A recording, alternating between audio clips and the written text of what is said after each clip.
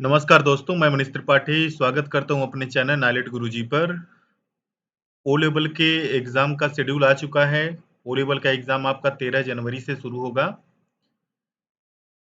इधर 6 महीने तक आपने अच्छे से पढ़ाई किया होगा, तो यहाँ पे हम एक मैराथन टेस्ट सीरीज़ आपकी लेके आए हुए हैं, जिसमें डे बाय डे आपको 100-100 क्वेश्चंस मिलेंगे, जिसके आंसर भी आपको यहाँ पे एक्सप्लेन किए जाएँगे। पहला पेपर आपका M1 होता है, तो M1 के जो प्रश्न पत्र हैं, उसके सॉल्यूशन के साथ मैं यहाँ पे हाज़िर हूँ। आपका ये M1 की सीरीज़ है। इसमें क्या-क्या है, आपके सामने आएगा विद सॉल्यूशन, आप इसको देखेंगे, तैयार करेंगे और अगर आपकी किस्मत साथ दे गई, तो इसी की तरह से क्वेश्चन भी आपको मिल जाएँगे।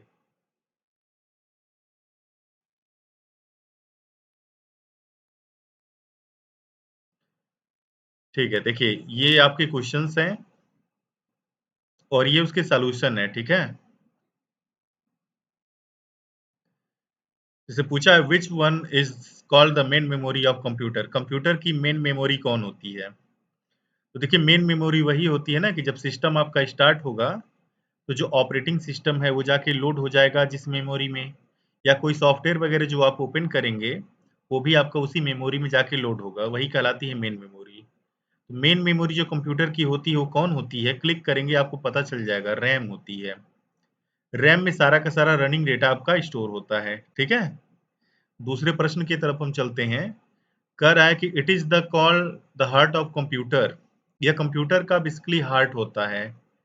क्लिक करके आंसर चेक करते हैं। सीपीयू। सीपीयू को हार्ट ऑफ कंप्यूटर और ब्रेन ऑफ कंप्यूटर दोनों बोला जाता है। फिर उसके बाद नेक्स्ट की तरफ चलते हैं। Which of the following language does computer understand? इसमें से कौन-सी लैंग्वेज है जो कंप्यूटर समझ सकता है? क्लिक करके हम चेक कर लेते हैं। यहाँ पे सी आंसर होगा। बाइनरी लैंग्वेज 0-1 कंप्यूटर समझता है, ठीक है? 0 को कहा जाता है अब्सेंस ऑफ पल्स और 1 को कहा जाता है प्रेजेंस ऑफ पल्स। 0 को कभी-कभी ऑफ और 1 को कभी-कभी ऑन के नाम से भी इंडिकेट किया जाता है। फिर आगे आता है which of the following computer language is written in binary code only? किसमें केवल बाइनरी कोड भर होता है लैंग्वेज में? वो होती है आपकी, क्लिक करके चेक करते हैं, मशीन लैंग्वेज। मशीन लैंग्वेज को ही बाइनरी लैंग्वेज कहा जाता है और ये कंप्यूटर समझती है केवल। फिर आगे आता है which of the following is not a characteristic of computer? Computer की ये विशेषता नहीं है नीचे में से, क्या? क्लिक करके चेक करते हैं आईक्यू। बिल्कुल, कंप्यूटर के पास कोई आईक्यू नहीं होता। वो निर्णय नहीं ले सकता कि किस समय हमें क्या करना है। जो आप उससे कराएँगे वही करेगा, ठीक है? नेक्स्ट करते हैं। Which of the following is the smallest unit of data in a computer? Computer में जो डेटा होता है उसकी सबसे छोटी यूनिट या मापने का जो पैमाना होता है वो कौन होता है? तो देखिए, कंप्यूटर में सबसे छोटा जो डेटा होता है वो होता है बाइनरी की वैल्यू। बाइनरी में या तो 0 आता है या तो 1 आता है, ठीक है? और एक बाइनरी 1 बिट में जाके स्टोर होती है। तो क्लिक करते हैं, देखिए यहाँ पे बिट इसका आंसर हो जाएगा। 1 बिट में या तो 0 आ सकता है या तो 1 आ सकता है, वो भी बाइनरी का। फिर नेक्स्ट करते हैं। कह रहा है which of the following unit is responsible for converting data received from the user into computer understandable format? User जो डेटा इनपुट कर रहा है कंप्यूटर में, वो कंप्यूटर के अंडरस्टैंडेबल फॉर्मेट में हो। वो कौन डिवाइस है जो कंप्यूटर के अंडरस्टैंडेबल फॉर्मेट में डेटा को कन्वर्ट करती है? Input unit. इनपुट यूनिट से ही डेटा आपका इनपुट किया जाता है। फिर ये इनपुट यूनिट क्या करती है? कंप्यूटर के अंडरस्टैंडेबल फॉर्मेट में डेटा को कन्वर्ट कर देती है। फिर नेक्स्ट किया जाए। Android is written in language. जो हमारे फ़ोन में एंड्रॉयड होता है, वो एंड्रॉयड किस लैंग्वेज में लिखा गया है? तो वो लिखा गया एंड्रॉयड आपका जावा में। फिर और नेक्स्ट करेंगे। Which one is called the input device? इसमें से इनपुट डिवाइस कौन-सी है? ठीक है? तो इनपुट डिवाइस इसमें से कौन-सी है? चारों की चारों देखिए आउटपुट डिवाइस हैं। बट आजकल की जो प्रिंटर आ रहे हैं ना, उसमें स्कैनर लगा होता है। ठीक है? तो यहाँ पे क्लिक करते हैं, प्रिंटर यहाँ पे एक इनपुट डिवाइस मानी जाएगी। फिर नेक्स्ट किया जाएगा। Operating system is the example of, operating system इसमें से किसका एग्जाम्पल है? System software. देखिए सिस्टम सॉफ्टवेयर का मेन एग्जाम्पल ही होता है ऑपरेटिंग सिस्टम। सिस्टम सॉफ्टवेयर वह सॉफ्टवेयर होता है जो हमारे हार्डवेयर को चलाने का काम करता है। कंप्यूटर का माउस कीबोर्ड जिसके चलते वर्क कर रहे हो तो होता है सिस्टम सॉफ्टवेयर, और वही मोस्टली काम करता है कौन? Operating system. ओएस ना रहे तो ना कीबोर्ड काम करेगा, ना माउस काम करेगा, ना मॉनिटर काम करेगा। क्लिक करेंगे, सिस्टम सॉफ्टवेयर का उदाहरण हो गया। फिर आ जाते हैं आगे, which one are the physical device of computer. ठीक है, इसमें से फिजिकल डिवाइस ऑफ कंप्यूटर कौन सी है? इसमें हार्डवेयर आपका सही है, ठीक है ना। कंप्यूटर के फिजिकल जो डिवाइसेस होती हैं उनको हार्डवेयर कहा जाता है। नेक्स्ट करते हैं, which of the following is design to control the operation of computer. है ना, कौन जो है कंप्यूटर के ऑपरेशन को कंट्रोल करता है? System software. सिस्टम सॉफ्टवेयर नहीं होगा तो जो हार्डवेयर वगैरह होंगे बिल्कुल भी काम नहीं करेंगे।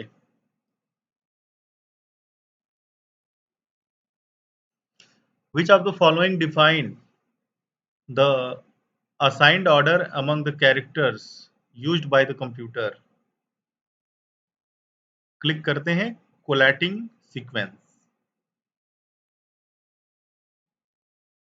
Which of the following device provide the communication between a computer and the outer world. Computer और आउटर वर्ल्ड के बीच में कौन सी डिवाइस कम्युनिकेशन करती है? वो होती है इनपुट आउटपुट डिवाइस। भाई हम बाहर बैठे हुए हैं, हम डेटा इनपुट करेंगे तो माउस कीबोर्ड से करेंगे, और जो रिजल्ट हमारे पे आएगा वो मॉनिटर से आएगा। तो इनपुट आउटपुट डिवाइसेस इसके लिए रिस्पॉन्सिबल होती हैं। To close any application what the shortcut key. किसी एप्लीकेशन को बंद करने का शॉर्टकट की क्या है? अल्ट के साथ F4 दबाएंगे, सॉफ्टवेयर क्या कंप्यूटर भी बंद हो जाएगा। फिर आ जाते हैं, the following are the input devices. ये इनपुट डिवाइस है that enable direct data entry into computer system from source document. Source document है उससे डेटा एंट्री करनी, वो भी डायरेक्ट। इस चीज को क्या करेंगे? इसको बोलते हैं data scanning devices. Data scanning devices से डायरेक्ट हम डेटा एंट्री करा सकते हैं। Which of the following can access the server. इसमें से कौन सा है जो सर्वर को एक्सेस करने में काम आता है? तो वो होते हैं आपके वेब क्लाइंट। ठीक है, वेब क्लाइंट एक ऐसे सॉफ्टवेयर होते हैं जिनकी मदद से आप अपने डिवाइस में वर्क करेंगे और उस सर्वर की डेटा आपके तक एक्सेस करके लाएंगे। Which of the following is known as the language made up of binary coded instruction. कौन सी लैंग्वेज है जो बाइनरी कोड से तैयार होती है? मशीन लैंग्वेज, 0 1 से है ना। Which of the following services allows a user to log in into another computer somewhere on the internet. देखिए लॉगिन करने के लिए दो प्रोटोकॉल होती है, एक होता है आपका टेलनेट और एक होता है SSH। टेलनेट का कॉन्सेप्ट कुछ ऐसा है कि जैसे मान लीजिए जब भी आप लॉगिन करते हैं किसी दूसरे कंप्यूटर में या सर्वर पे, तो आपकी लॉगिन इंफॉर्मेशन प्लेन टेक्स्ट के रूप में होती है। जैसे आपने यूजर आईडी डाली रमेश और पासवर्ड डाला 123, तो ये रमेश और 123 में जाके नेटवर्क में सेव रहेगा।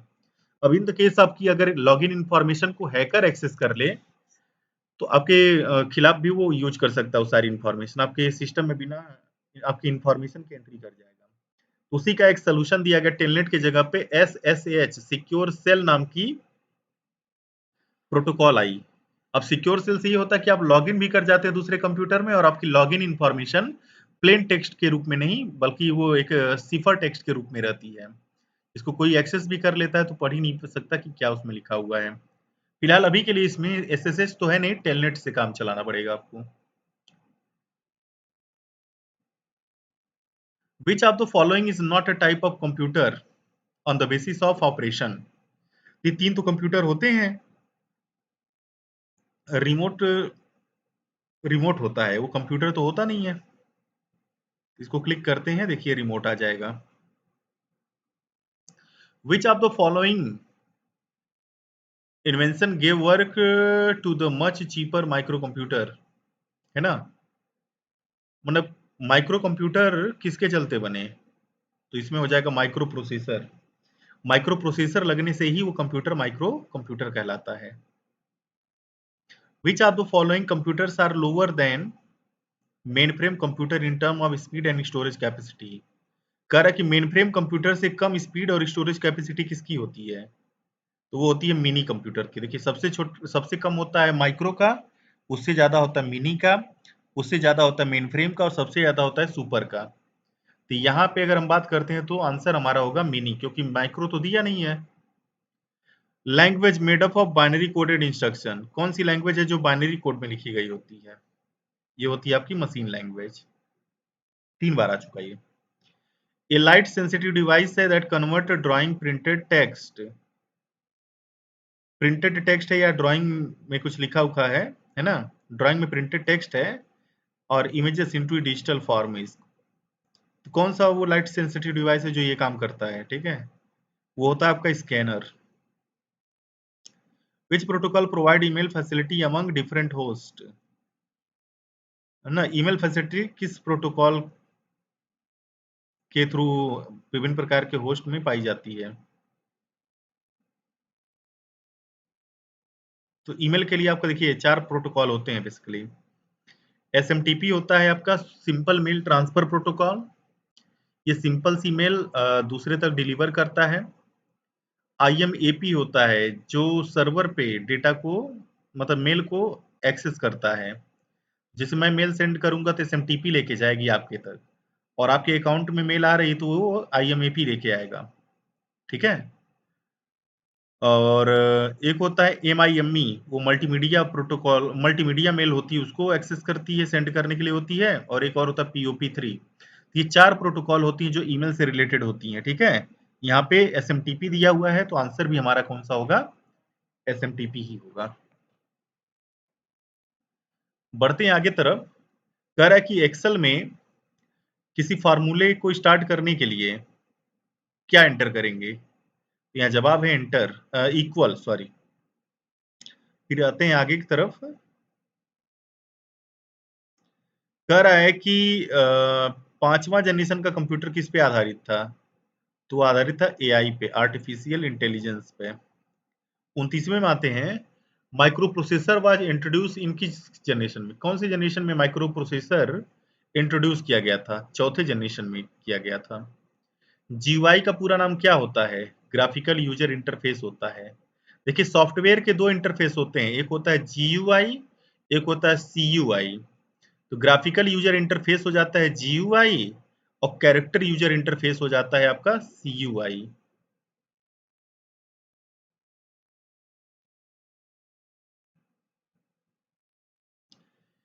आगे है एप्लीकेशन सॉफ्टवेयर पैकेज नहीं है, तो इसमें रेड हैट सिस्टम सॉफ्टवेयर है, एप्लीकेशन सॉफ्टवेयर नहीं है। ठीक है। विच of the following statement is wrong. इसमें गलत क्या है? विंडोज एक एप्लीकेशन सॉफ्ट, भाई विंडोज एक ऑपरेटिंग सिस्टम है जो कि सिस्टम सॉफ्टवेयर है, तो एप्लीकेशन तो हो नहीं सकता। ये programming error is also known है जी, तो दुनिया जानती बग होता है। लिब्रे ऑफिस क्या है? तो ये डी वाला सही होगा, ए और सी इसका जवाब है। Graphical picture that represent an object like file folder.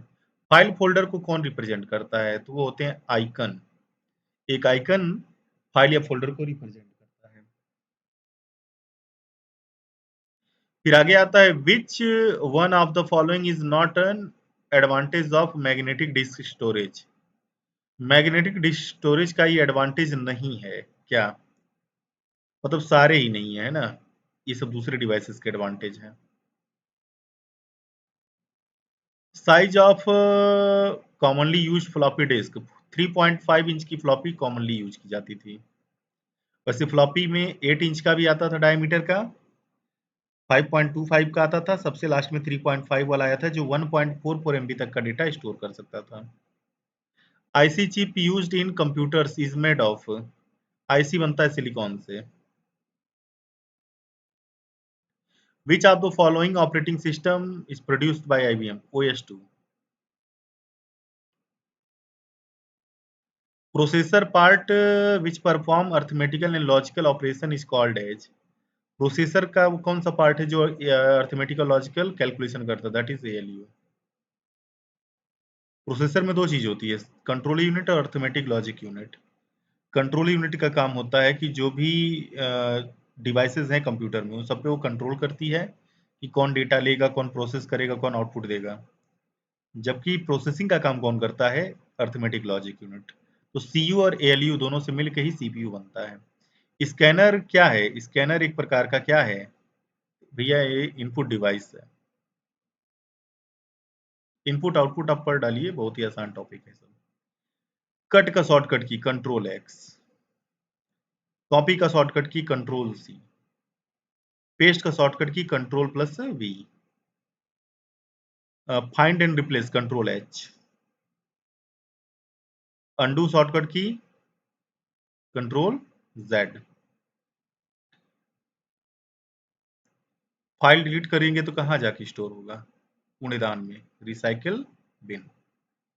TXT extension किसका है? नोटपैड का है।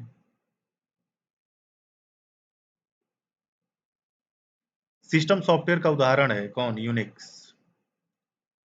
बाकी सब या तो ब्राउजर हैं या तो छोटे मोटे प्रोग्राम हैं। Maximum font size Libre office Writer में क्या हो सकती है? Shortcut key to save as in Libre office Writer, library हो गया लिब्रे ऑफिस राइटर। वैसे control plus shift plus S, ये सेव एज का शॉर्टकट की है। इंसर्ट टेबल करना है लिब्रे ऑफिस राइटर में, कंट्रोल F12 से हो जाएगा। ये सारे शॉर्टकट कीज वगैरह तैयार करने हैं आपको। Close the current document in Libre Writer, control W, close का शॉर्टकट की होगा। Default font size in Libre office Writer 12। Default होता है, घटा बढ़ा सकते हैं उसको। What is Libre office Writer? Word processing program होगा ये। Extension name of Libre office Writer ODT। Libre Office Calc का extension name ODS। Extension name Libre Office Impress का ODP। लिब्रे ऑफिस कैल्क क्या है? एक प्रकार का इलेक्ट्रॉनिक स्प्रेडशीट है जिसे एक्सेल होती है। एक्सेल के सारे काम करते भी वैसे इसमें, है ना। It is the example of absolute cell reference. Absolute cell reference वो होता है ना जिसको कट कॉपी ड्रैग कभी भी कुछ करेंगे चेंज नहीं होगा। तो ये डॉलर वाला एड्रेस जो होता है बी वाला, ये नहीं चेंज होता, कहीं भी ले जाइए। Any relative reference can be converted to absolute by pressing. मतलब रिलेटिव रेफरेंस जो होते हैं उनको एब्सोल्यूट में कन्वर्ट करने के लिए क्या दबाते हैं? F4 button. Cell reference which is combination of absolute and relative. Absolute और रिलेटिव का कॉम्बिनेशन कौन होता है? Mix reference. आधा एब्सोल्यूट होता है, आधा मिक्स्ड होता है, अरे रिलेटिव होता है। जब कोई कंटेंट सेल में ना फिट बैठे तो उसकी एरर कैसी आती है? Has has has. इस सेल को जब चौड़ा करेंगे ना तो वैल्यू दिखेगा, नहीं तो तब तक हैज दिखेगा। फंक्शन का नाम गलत है, कैसा एरर आएगा? हैज नेम करके आता है। जैसे एक्सेल में कोई फंक्शन डालो जो कि है ही नहीं तो हैज नेम की एरर आएगी, है ना। कोई वैल्यू एक्सेस कर रहे हो जो है ही नहीं तो हैज वैल्यू आएगा। कोई डेटा एक्सेस कर रहे हो लेकिन जो इनपुट दिए हो वो अप्लाई नहीं हो रहा है तो नॉट अप्लीकेबल करके आएगा। To find specific value sum which function will be used. Specific value का सम करना है तो सम इफ लगता है, सारा का करना है तो सम लगेगा।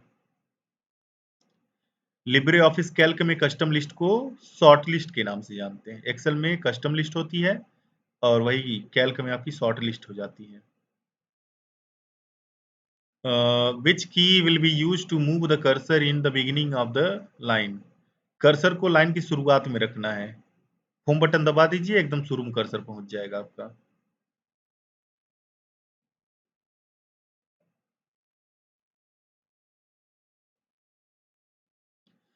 Print preview Libre office Writer में कंट्रोल शिफ्ट हो।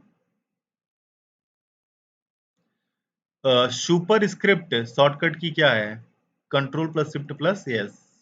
अच्छा सुपर का control plus shift plus P. Subscript रहता तो कंट्रोल शिफ्ट बी हो जाता। What will be the value? अब इसका क्या रिजल्ट आएगा? तो देखो जब भी माइनस राउंडिंग होती है ना, तो दशमलव की इधर ही राउंडिंग होती है। 2 स्थान की राउंडिंग कर रहा है, -2 लगा है तो 67 जो है 00 हो जाएगा राउंड करके। अब 67 की पहली वैल्यू जो 5 ही है उससे ज़्यादा है, तो जो 5 बच रहा था वो 6 हो जाएगा। तो 6 और ये 2 0, 600 इसका आंसर होगा। Minimum maximum zoom size in Libre office rate 20 से लेके 600। Shortcut key to insert a new slide in control M, है तो एक्सेल में भी उसमें पावर पॉइंट में भी होता है। To run the presentation from beginning, F5 दबाएंगे बिगिनिंग से चलेगा, शिफ्ट प्लस F5 करेंगे तो जिस स्लाइड पे आप हैं वहीं से रन करेगा, शुरू से नहीं जाएगा, F5 करना पड़ेगा आपको। लिब्रे ऑफिस कैल्क में कितने रो कॉलम होते हैं? जितने एक्सेल में उतने ही इसमें भी होते हैं। अब 10,48,576 से लेके एक्सेप्ट पहला वाला सही है। Shortcut key to format cell control 1, Excel में भी और इसमें भी। Not a type of chart, भाई ग्लोब चार्ट नहीं होता है, कॉलम पाई बार लाइन सब होती है बट ग्लोब नहीं होता। स्लाइड सॉर्टर ऑप्शन कहाँ पाया जाता है? व्यू मेनू में आपको स्लाइड सॉर्टर मिलेगा, जिसमें स्लाइड्स को ड्रैग करके उसका क्रम आप बदल सकते हैं। पहले वाले को चौथे पहुंचाइए, चौथे वाले को पहले पहुंचा दीजिए। आईपी वर्जन 4 में एड्रेस कितने बिट का होता है? 32 बिट का होता है। 68 बिट के 4 पार्ट होते हैं। 6 में 128 होता है। इसमें 8 पार्ट होते हैं आपके 16-16 के। 16-16 बिट के 8 पार्ट होंगे और हर पार्ट में आपके हेक्साडेसिमल में वैल्यू लिखी होती है। मैक एड्रेस हार्डवेयर का किस में होता है? एनआईसी कार्ड में होता है जी। नेटवर्क इंटरफेस कार्ड बोलते हैं। जैसे हमारे फ़ोन में आपका आईएमआई नंबर होता है, उसी प्रकार से हर एक लैपटॉप या कंप्यूटर में एनआईसी कार्ड होता है जिसका मैक एड्रेस फिक्स होता है। आईपी वर्जन 4 में कितनी क्लास होती है? 5 क्लास होती है। Class A, class B, class C, class D, class E. इसमें एबीसी क्लास तो यूज कर सकते हैं आप, डी और ई को यूज नहीं कर सकते। ये सबनेट मास्क में ये बता रहा है कि कौन सी क्लास है। तो देखिए क्लास ए यूज करेंगे तो केवल एक बार 255 आएगा, बाकी 000 आएगा। बी क्लास यूज किए इसलिए 255 255 आया है। 80 यूज करेंगे तो 255 255 255 होगा। ठीक है, तो ये हो जाएगा फिलहाल बी। वर्ल्ड वाइड वेब वार्म गवर्नमेंट वेबसाइट का सफिक्स है क्या? gov.in। हर एक सरकारी वेबसाइट के पीछे लगा होता है। Formula in Excel Calc following feature will be used. भाई देखो, इससे भी एक्सेल की सीट का जो डेटा है उसको चेंज कर सकते हो। डबल क्लिक करके भी सेल का डेटा चेंज कर सकते हो। F2 दबा के भी कर सकते हो। तो ऑल ऑफ द एबव सही है यहाँ से। 3 तरीके से एक्सेल का डेटा एडिट किया जाता है। फेसबुक वाज लॉन्च्ड, फेसबुक कब लॉन्च किया गया था? 4 फरवरी 2004 को। ट्विटर कब किया गया था?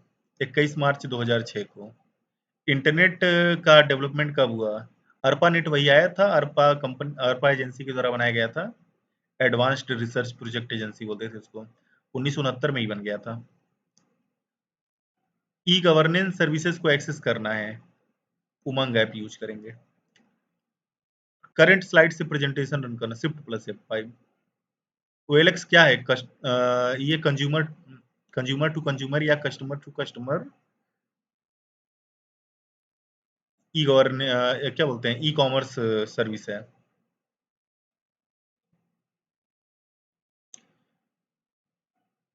ईमेल करना है लेकिन ईमेल एड्रेस याद नहीं रखना है। तो एक काम करो, एड्रेस बुक में सारी ईमेल सेव कर दो।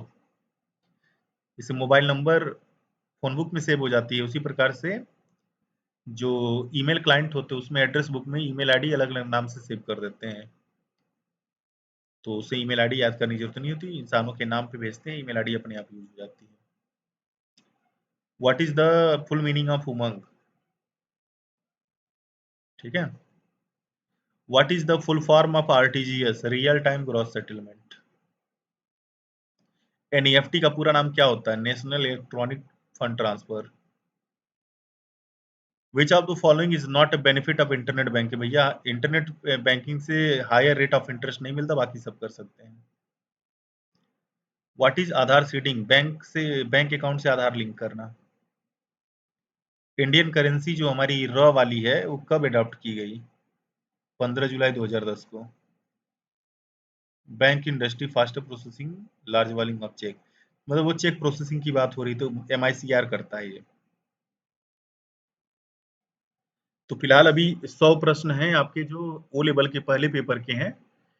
इसी से रिलेटेड बहुत सारे क्वेश्चन आपके आते रहेंगे एग्जाम में, ठीक है? और ऐसे ही क्वेश्चन पीछे पूछा भी है, इसमें कई सारे ऐसे भी प्रश्न रहे होंगे जो एग्जाम में अब तक आ चुके हैं, ठीक है? तो इस सब ऐसे प्रश्नों को आप तैयार करिएगा। गूगल वगैरह पे आप सर्चिंग करना चाहते हो तो ऐसे करिएगा, MCQ of fundamental of computer, MCQ of Windows, MCQ of Libre office, MCQ of internet, ठीक है? ऐसे कंटेंट सर्च करके जो उसके MCQ वगैरह हैं सॉल्व करिएगा। उम्मीद है आपका ओ लेवल का पेपर बहुत अच्छे से जाएगा।